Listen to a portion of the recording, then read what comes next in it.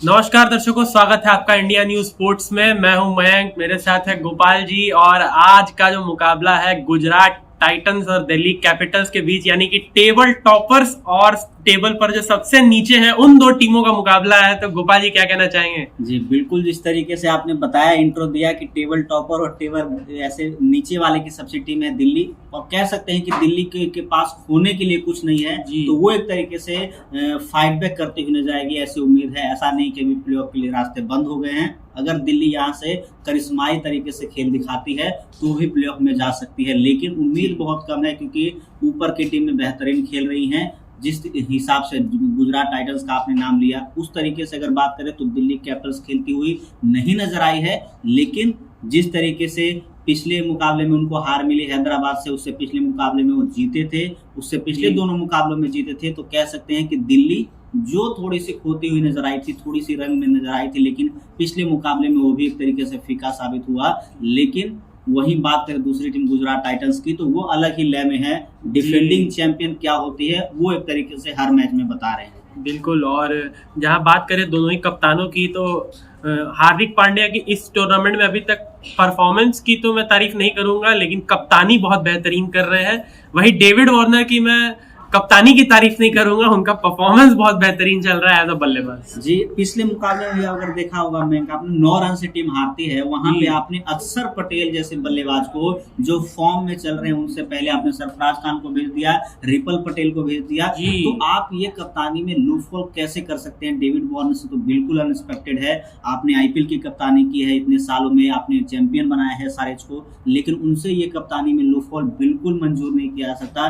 अक्षर पटेल जो बीजीटी से ही लगातार फॉर्म में है, टेस्ट में बात करें, वनडे में बात करो, दिल्ली कैपिटल्स की तरफ से भी छोटी से ही इंपैक्टफुल पारियां खेल रहे हैं वो, वहां एक तरीके से कह सकते हैं कि गलती हुई उनसे। और रिपल पटेल और सरफराज खान के बाद अक्षर पटेल को भेजना, जब अच्छे हिटें लगा रहे थे वो, एक हिट अगर इधर उधर हो जाती तो मुकाबला सनराइजर्स हैदराबाद की जगह दिल्ली कैपिटल जीतने में कामयाब रहती अगर अक्षर पटेल ऊपर आते। जी बिल्कुल। लेकिन वहीं अगर गुजरात टाइटंस की तरफ से देखें, पिछला मुकाबला कोलकाता नाइट राइडर्स से जीत उन्होंने हासिल की। जैसे इस सीजन में जब पहले भिड़े थे गुजरात टाइटंस और कोलकाता नाइट राइडर्स, तो वहां रिंकू सिंह ने कमाल किया था, 5 छक्के लगातार लगाए थे, उसका बदला एक तरह से लिया है।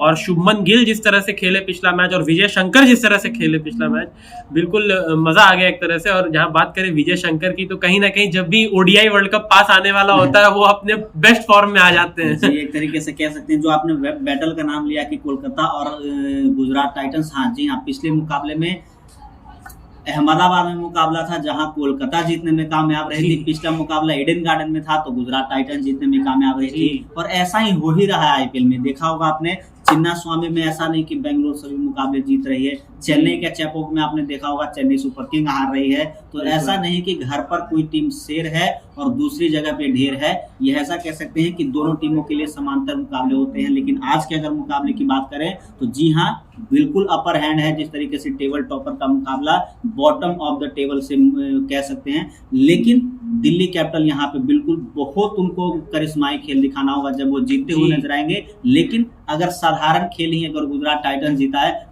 दिखाए तो वो जीतने में कामयाब है। और मैच भी अहमदाबाद में है, गुजरात के होम ग्राउंड में, तो वहां पर भी एक तरह से गुजरात का अपर हैंड ही रहा है। पिछला मुकाबला शायद अहमदाबाद में वो लोग मुंबई इंडियंस से खेले थे, जहां पर कमाल की पारी खेली थी डेविड मिलर ने भी, अभिनव मनोहर, और दोनों ने आखिरी के एक तरीके से 5-6 ओवरों में 77 रन ठोक दिए थे। जी बिल्कुल, 6 ओवरों में 92 रन। उस मुकाबले में भी शुभमन गिल ने बहुत अच्छी बल्लेबाजी की थी, और गेंदबाजी भी काफी अच्छी हो रही है उनके तरफ से, चाहे आप राशिद खान को ले लें। और नूर अहमद एक नए रेवोल्यूशन हुए हैं गुजरात टाइटंस के लिए, वो भी कमाल की गेंदबाजी कर रहे हैं। पेस बॉलर में आपके पास मोहम्मद शामी है जो पावर प्ले में विकेट निकाल के देते हैं। तो गुजरात टाइटंस की टीम यहाँ स्ट्रांग तो बहुत ज्यादा है, दिल्ली कैपिटल के कंपैरिजन में बहुत स्ट्रांग टीम है गुजरात टाइटंस। कह सकते हैं जैसा कि डुओ का आपने नाम लिया, अफगानी जोड़ी है दोनों। नूर अहमद बात करें, अंडर 19 से खेल कर आए खिलाड़ी, और इस तरीके के चाइना मैन गेंदबाज वर्तमान समय में तो बहुत कम है। अगर बात करें कुलदीप यादव, नूर अहमद, तो इनके अलावा कोई दिखता नहीं है जो लेफ्ट आर्मर चाइना मैन गेंदबाज हो। तो कह सकते हैं कि अच्छी गेंदबाजी और अच्छी खोज गुजरात टाइटंस की उनके रूप में मिला। वही गेंदबाजों की अगर बात करें तो नोकिया इधर से अगर नजर आएंगे तो वहां से आपके नजर आएंगे मोहम्मद शमी, उधर से मोहित शर्मा है, अल्जारी जोसेफ है, जोशुआ लिटिल जो लगातार अच्छा कर रहे हैं। अल्जारी जोसेफ के तो पिछले 2-3 मुकाबलों में खेलने का मौका नहीं मिला है, लेकिन जोशुआ लिटिल ने जिस प्रकार की गेंदबाजी पिछले मुकाबले में की वो सराहनीय थी। और वहीं स्पिनरों की बात करूं तो राहुल तेवतिया से तो गेंदबाजी भी नहीं कराई जा रही है, फिर भी एक तरीके से असर छोड़ने में कामयाब रह रहे हैं गेंदबाज। अभिनव मनोहर भी गेंदबाजी कर सकते हैं, विजय शंकर भी गेंदबाजी कर सकते हैं, और स्पिन में आपके पास राशिद खान विजार्ड है, आपके पास राशिद खान है। मतलब एक तरीके से देख सकते हैं कि विजय शंकर, अभिनव मनोहर, राहुल तेवतिया, इनसे गेंदबाजी कराई भी नहीं जा रही है, लेकिन फिर भी गेंदबाजी इनकी मजबूत है। तो सोचिए किस टाइप की टीम में लग रही है गुजरात टाइटंस जी। और दिल्ली कैपिटल्स की भी अगर बात करें तो स्पिनर्स उनके अच्छे फॉर्म में चल रहे हैं, चाहे आप अक्षर पटेल को ले लें या कुलदीप यादव को ले लें, दोनों ही बहुत ही इकोनॉमिकल बॉलिंग कर रहे हैं। अगर मैं पिछले कुछ मैचेस की बात करूं तो अक्षर पटेल की तो इकोनॉमी मुझे लगता है 6 से भी नीचे रही है ऑन एन एवरेज पिछले 2-3 मुकाबलों से, और कुलदीप यादव की भी, और ईशांत शर्मा भी बहुत दिल्ली कैपिटल्स के लिए खेलते नजर आ रहे हैं और वो भी काफी अच्छा प्रदर्शन कर रहे हैं अभी तक। तो बॉलिंग लाइनअप दिल्ली कैपिटल्स की ठीक है, लेकिन जो कमजोरी है वो कहीं ना कहीं बल्लेबाजी में है। बल्लेबाजी में जितनी स्ट्रॉन्ग गुजरात टाइटंस है उतनी ही वीक मैं कहूंगा दिल्ली कैपिटल्स जी कह सकते हैं, क्योंकि बल्लेबाज जिम्मेदारी के साथ शॉट एक तरीके से नहीं खेल पा रहे। पृथ्वी शॉ का नाम ले लीजिए, अगर मिचेल मार्श पिछले मैच में तो एक तरीके से अविश्वसनीय उनकी तरफ से बल्लेबाजी देखने को मिली और गेंदबाज 4 विकेट लेते हैं, अर्धशतकीय पारी खेलते हैं, लेकिन फिर भी सनराइजर्स हैदराबाद के खिलाफ मुकाबला जीत नहीं पाते हैं वो। लेकिन जिस तरीके के नीचे अगर आ जाइए, सरफराज खान को रणजी के आधार पे आपने उनको दिल्ली कैपिटल में चुना, लेकिन उस तरीके के परफॉर्मेंस नहीं कर पा रहे हो, तो एक तरीके से समस्या उनके लिए बनी हुई है। और इन समस्याओं से अगर वो निदान पाएंगे, जब भी एक तरीके से मुकाबला वो जीत पाएंगे। तो प्रेडिक्शंस ले लेते हैं, क्या लगता है गोपाल जी, आपके हिसाब से कौन जीतेगा?